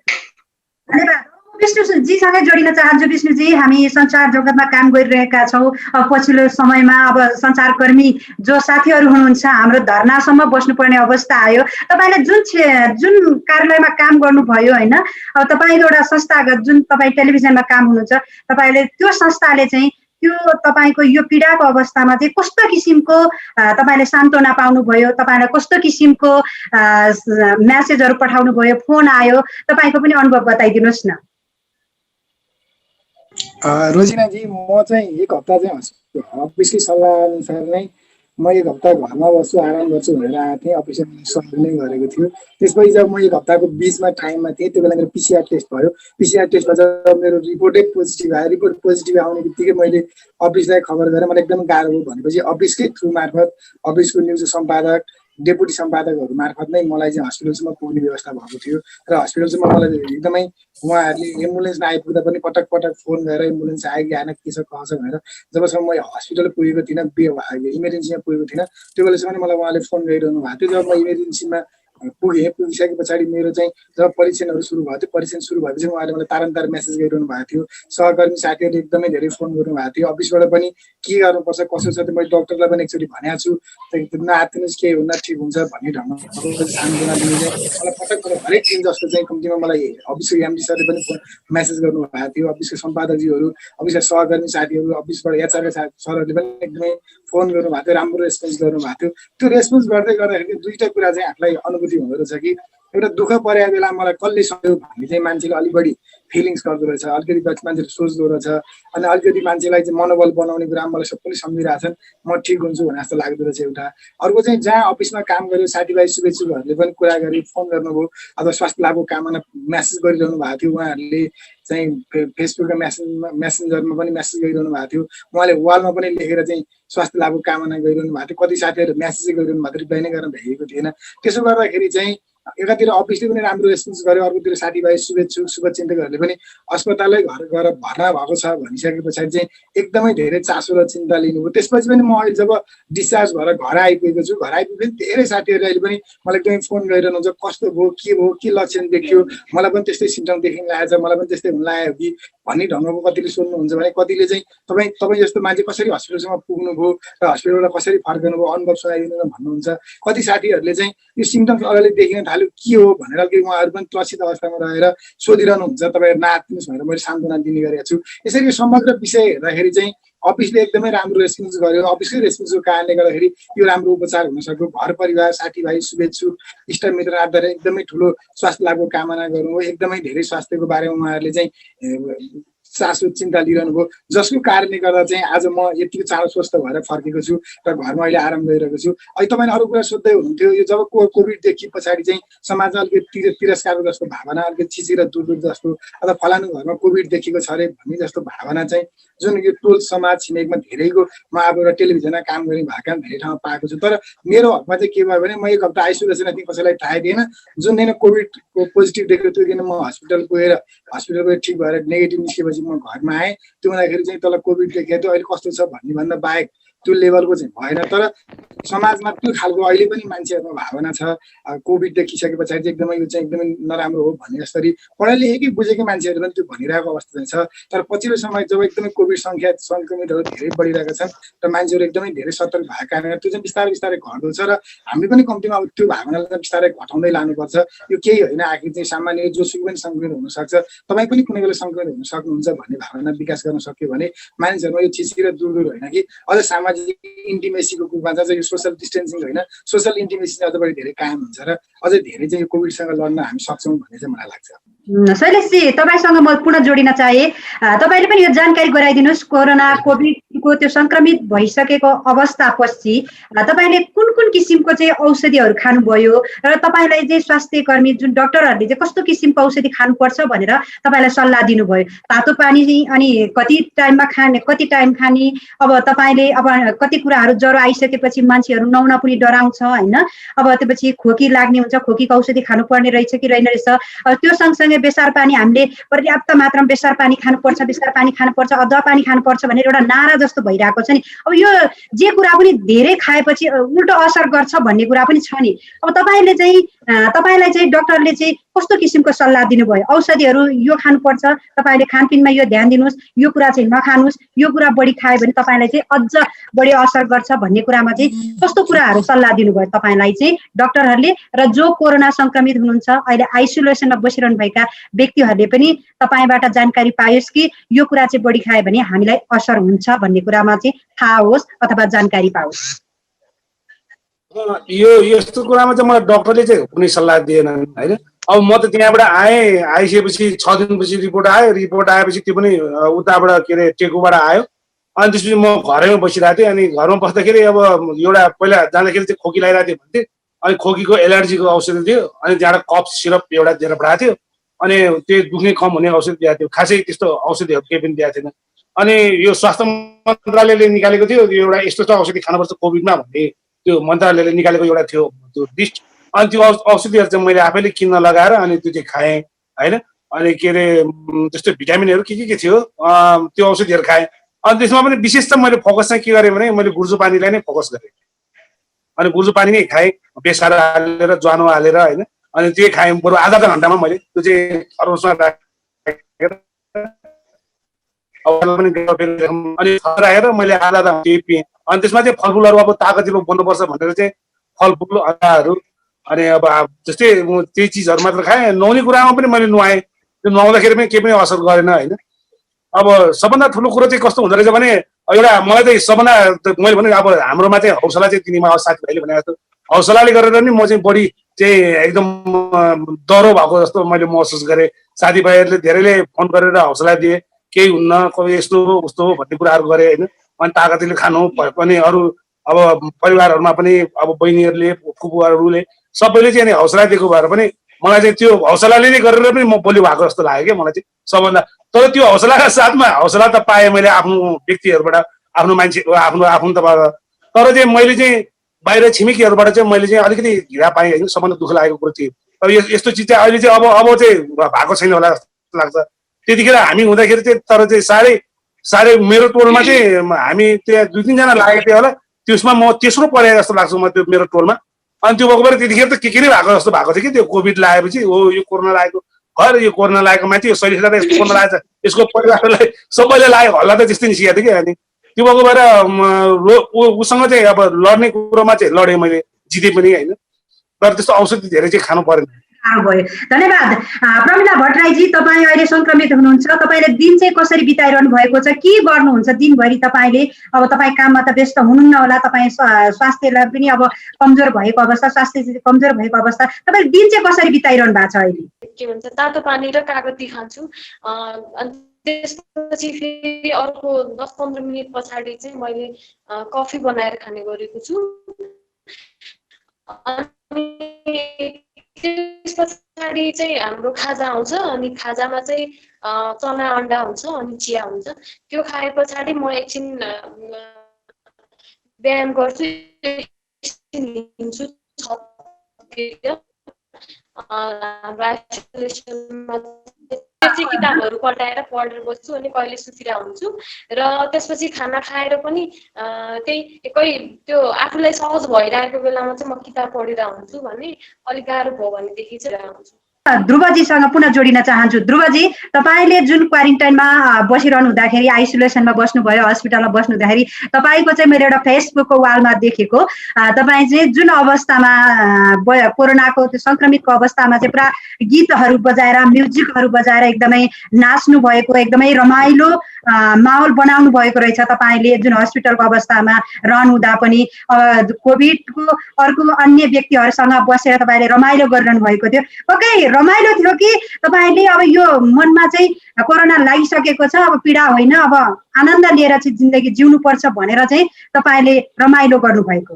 गएको 2 दिन 3 दिनमा चाहिँ साह्रै गाह्रो भएको थियो। अक्सिजन पनि लिनु पर्ने थियो। अनि प्रकाश सरले चाहिँ डाक्टर साहबले चाहिँ के भन्नु, तपाईँलाई गाह्रो भयो भने अक्सिजन लिनुहोस्, केही हुन्न भन्नुभएको थियो। अनि हुन्छ सर भनेर अक्सिजन 2 दिन लिएँ। अलिक गाह्रै भएको थियो, सास फेर्नलाई अलिक गाह्रो भएको थियो। अनि 2 दिन 3 दिनपछि अनि जस्तै उहाँहरूको नर्सहरू हुनुहुन्थ्यो, डाक्टर साहबहरू हुनुहुन्थ्यो उहाँहरूको। अनि फेरि उहाँ त्यहाँ हस्पिटलमै फेरि हाम्रो यहाँ गाउँकै मेजरमेन्ट टिममा चाहिँ दाइहरू हुनुहुन्थ्यो, अनि भाउजूहरू हुनुहुन्थ्यो, उहाँहरू आउनुहुन्थ्यो, एकदम हौसला दिनुहुन्थ्यो। अनि जस्तो एउटा फ्यामिलीमै बसे जस्तो भयो क्या मलाई आइसोलेसन। उहाँहरू सबै हाम्रै गाउँको, अब मेडिकल कलेज भनेको मेरो गाउँकै भएको भएर सबै यहाँ त्यहाँका स्टाफहरू रिलेसन जस्तो भयो। उहाँहरू आउनुहुन्थ्यो, हौसला दिनुहुन्थ्यो, केही हुन्न। अनि तातो पानी खानुहोस्। अनि उहाँहरूले औषधि दिनुभएको थियो। उहाँ भिटामिन जिङ्क सक्की र भिटामिन सी क्याप्सुल उहाँहरू खानुहुन्थ्यो, खाने। अनि त्यसपछि 4औँ 5औँ 6औँ दिनपछि त अलिकति कम भयो। अनि त्यहाँहरूको हाम्रो नेपाल मेडिकल वार्डको आइसोलेसन वार्डमा चाहिँ एउटा नियम बनाएको रहेछ। यति बजे उठ्ने, यति बजे नुहाउने, यति बजे खाजा खाने, यति बजे डान्स गर्ने, यति बजे गेम खेल्ने, पुरै सेड्युल बनाउनु भएको रहेछ क्या उहाँले। अनि मलाई गाह्रो हुँदाखेरि चाहिँ मैले गर्न सकिनँ, खालि अरू रमाइलो गरेको चाहिँ हेरेँ। तर त्यो जुन गाह्रो भएको बेला पनि अरूहरू रमाएको देखेर चाहिँ आफू पनि नाचौँ जस्तो भइरहेको थियो कि मलाई, जुन हेर्न गएँ म। अनि उहाँहरूले चाहिँ भन्नुहुन्थ्यो अहिले तपाईँ रेस्ट चाहिँ गर्नुहोस्, तपाईँ एकदम कमजोर हुनुभएको छ भनेर। 6औँ दिन र 7औँ दिनदेखि चाहिँ फेरि बोलाउनु भयो डाक्टर साहबले, आउनुहोस् अब सक्नुहुन्छ तपाईँ भन्यो। नाचगान गर्नेको सेटल रहेछ, बिहान उठ्ने। अनि यो नुहाउने के कुरा भन्नुभयो नि, हामीलाई त सेटलमा चाहिँ के गर्नुभएको छ भने बिहान सबेर उठ्ने, चिया तातो गिलासमा चिया ल्याइदिनुहुन्छ, त्यहाँ चिया अन्डा चना त्यो खाइसकेपछि नुहाउनु, अनिवार्य नुहाउने। बेलुका लाएर लगाएको लुगा फेरेर नुहाउनु पर्ने, अनिवार्य नुहाउनु पर्ने। तातो पानी छ नुहाउने। त्यसपछि नुहाइसकेपछि हामी नाचगानको एउटा छुट्टै हल छ, नाचगान पनि व्यवस्था गरिदिनु भएको छ। म्युजिक सिस्टमहरू लिएर दुनियाँ सबै छ हामी त्यहाँ। अनि त्यहाँ नाचगान गरेको, रमाइलो गऱ्यो। अनि त्यो नाचगान गरेको त किन भन्दाखेरि एउटा हौसला, केही हुन्न, डाक्टर साहबले भन्नुभएको छ केही हुन्न भनेर नाच्ने, रमाइलो गर्ने। मनमा अलिकति रमाइलो भयो भने पनि तपाईँले कोरोना मजाले जित्न सकिन्छ। पिर गरेर म मर्छु, मलाई गाह्रो भयो भनेर दिमागमा सोच्यो भने चाहिँ झन् गाह्रो हुन्छ भन्नुभएको थियो कि डाक्टर साहबले। अनि त्यही कारणले पनि हामीले अलिकति सेटल, उहाँहरूले चाहिँ सेटल बनाउनु भयो। अनि हामी नाचगानमा व्यस्त नै थियौँ। धन्यवाद। अन्तिम चरणमा हामी आइसकेका छौँ। ध्रुव नापितजी, तपाईँले चाहिँ के सन्देश दिन चाहनुहुन्छ यो कोभिड-19 को बारेमा चाहिँ छोटो मिठो सन्देश जानकारी गराइदिनुहोस् न। अब यो कोरोना लागेको मान्छेलाई प्रथम त हामी कोरोना लाग्दैमा मरिहाल्ने भन्ने पनि छैन, तर मरिँदैन भनेर चाहिँ लापरवाही पनि गर्नुहुन्न कोरोना कोभिडलाई चाहिँ। अनि लास्ट अब हामी यो समाज चाहिँ कस्तो छ भने कोरोना लागेको मान्छे पनि हाम्रै एउटै समाजको हो। यो भूमि फेरि सबैको घरमा आउँछ यो कोभिड, यो ढिलो चाँडो सबैलाई लाग्छ। तर कोभिड लागेको मान्छेलाई हेला होइन, उत्साह, उसको हौसला बुझिनुपर्छ भन्ने म यो सन्देश सबै समाज नेपालभरिका सबैलाई दिन चाहन्छु। अब कोभिड एउटा अब हाम्रो संसारमै महामारीको रूपमा फैलिएको भन्ने अब छ नि, महामारी नै महामारीमा भयो। तर मलाई चाहिँ जे लाग्छ यसलाई महामारी चाहिँ होइन, यो रोगबाट चाहिँ सचेत चाहिँ हुन्छ। महामारीकै रूपमा चाहिँ लिएर घरमै बसेर टेन्सन लिएर बस्नुभन्दा योबाट जोगिँदै सचेत हुँदै आफ्नो कामहरू चाहिँ गर्नुपर्छ भन्छु म चाहिँ। सचेत हुनुपर्छ, रोगबाट टाढा बस्नु चाहिँ राम्रो हो। लागिहालेपछि त लागिहाल्यो नि, लाग्नु भन्दा पनि लाग्नै नदिनु चाहिँ राम्रो। धन्यवाद। सकेसम्म सचेत हौँ। अब मैले अब सन्देश भनेको कस्तो भने दसैँ आइरहेको छ होइन, मैले अब सबै व्यक्तिहरू अब आफ्नो ठुला बडाको हातबाट टिका लगाउन जान्छन् होला। यो जाने क्रममा पनि यस पटकको दशैंमा चाहिँ मैले चाहिँ सबैलाई के सुझाव दिन्छु भने सबभन्दा गाह्रो भनेको हामीलाई त यस्तो गाह्रो भएको छ भने के गरेर बुढापाकाहरूलाई लायो भने धेरै गाह्रो हुन्छ होइन। त्यो भएको भएर मैले यसपालि दशैं अलिकति अब हाम्रो अनलाइनहरू यस्तै छ नि त, हरेक चिजहरू फोनबाट कुनै अब यो सामाजिक सञ्जालबाट चाहिँ बरु आशीर्वाद लिएर होइन आज यसपालिको चाहिँ दशैं चाहिँ यसरी मनाउँदाखेरि चाहिँ राम्रो हुन्छ जस्तो लाग्छ। नभए चाहिँ ठुलो दुर्घटना हुनसक्छ, यो साधन सोध्दाखेरि भन्दा पनि होइन ठुलो दुर्घटना हुनसक्छ। त्यसैले गर्दाखेरि चाहिँ मैले चाहिँ सबैलाई चाहिँ के भन्छु भने यसलाई साधारण कुरा नलिनुहोस्।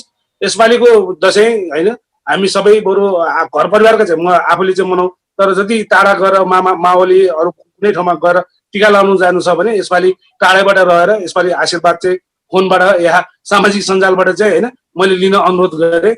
अनि मेरो लागि चाहिँ मैले भन्नुपर्ने चाहिँ यही हो श्रोताहरूलाई चाहिँ। यो चाहिँ यस्तो छ, अब हामीले यो अहिले मात्र होइन, जबदेखि लकडाउन सुरु भयो, जबदेखि कोभिड-19 सुरु भयो, त्यसैदेखि नै हामीले स्वास्थ्यलाई चाहिँ राम्रो बनाउनको लागि, जुन कोभिड-19बाट चाहिँ टाढा रहनको लागि धेरै स्वास्थ्य शिक्षाहरू दिँदै आइरहेका छौँ। र अहिले म पोजिटिभ भइसके पछाडि पनि के भन्न चाहन्छु भने मैले धेरै चाहिँ आफ्नो पर्सनल प्रोटेक्टिभ चाहिँ युज गरिरहेको थिएँ, म आफै बच्नको लागि प्रयास गरिरहेको थिएँ र पनि म चाहिँ सङ्क्रमित हुन पुगेँ। र हाम्रो अगाडिको सरले भन्नुभयो जस्तै यो पालि अब दसैँ अब हामी जस्तो युवा व्यक्तिहरूलाई पनि गाह्रो भइरहेछ भने अझै उमेर ढल्किसकेका आमा बुवाहरूलाई चाहिँ लाग्यो भनेदेखि चाहिँ अहिलेको अवस्थामा जुन नर्मल अस्पतालमा यो जुन म अहिले बसिरहेको छु प्राथमिक स्वास्थ्य केन्द्रमा, यो अस्पतालमा त एउटा बेड सकिसकेको अवस्था छ भनेदेखि केही गरी चाहिँ भेन्टिलेटर तथा आइसियु चाहिने भयो भनेदेखि चाहिँ अब नेपाल सरकारले थाम्न सक्दैन। योभन्दा 3 दिन अगाडि मात्रै नेपाल सरकारले चाहिँ पब्लिक हेल्थ इमर्जेन्सी भनेर चाहिँ, र यो अवस्थामा चाहिँ तपाईँहरूले कृपया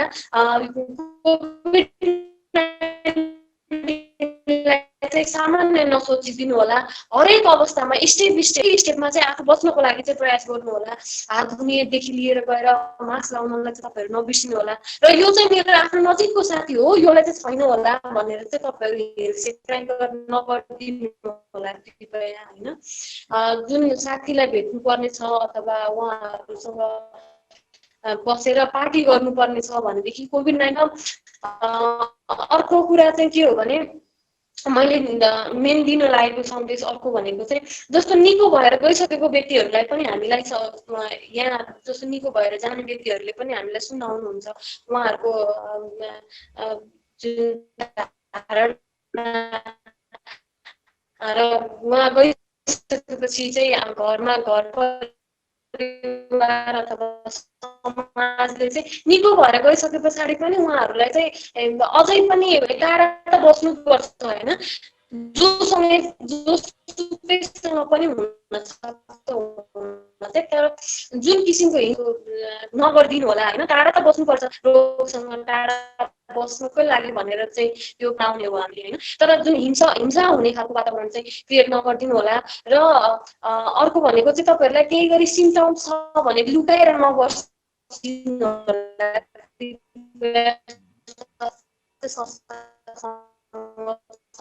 राख्नुहोस् होइन। हामीले जति सक्यो छिटो डायग्नोसिस गर्न सक्यौँ भने त्यति सक्यो छिटो चाहिँ हामीले ट्रिटमेन्ट गर्न सक्छौँ र महामारीको अवस्थाबाट चाहिँ हामी पार लाग्न सक्छौँ भनेदेखि चाहिँ लुकाएर चाहिँ नबस्दिनु होला।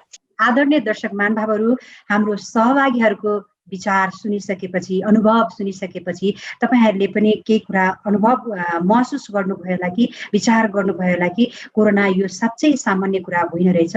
उहाँहरूको भोगाई, उहाँहरूलाई सङ्क्रमित भइसकेपछि हस्पिटलसम्म पुग्दाखेरि हस्पिटलमा कस्तो अवस्था भयो, उहाँहरूले कस्तो जटिल अवस्था भोग्नु पर्यो भन्ने विषयमा सबै सुनिसक्नु भएको छ। आशा छ यहाँहरू सबैजना छर्लङ्ग हुनुभयो र यहाँहरूले आफ्नो स्वास्थ्यको लागि, आफ्नो परिवारको लागि मात्र होइन राष्ट्रकै लागि तपाईँले आफू संयमित भएर आफ्नो सुरक्षा अप्नाएर आफ्नो स्वास्थ्यको ख्याल गर्दै यो अब आउँदै गरेको नजिकिँदै गरेको चाडपर्वलाई पनि संयमित रूपले अप्नाउन कोसिस गर्नुहुनेछ। बजारमा तपाईँ हिँड्नुहुने छैन भन्ने आशा गर्दै आजको लागि तपाईँ सम्पूर्णलाई धेरै धेरै धन्यवाद दिन चाहन्छौँ। तपाईँहरू टेलिभिजन हेरेर साथ दिनुभएकोमा, विशेष गरेर आजको अतिथिहरूलाई तपाईँको महत्त्वपूर्ण भनाइ, तपाईँहरूको महत्त्वपूर्ण समय र तपाईँहरूको महत्त्वपूर्ण अनुभवको लागि धन्यवाद दिँदै आज्ञा चाहन्छु।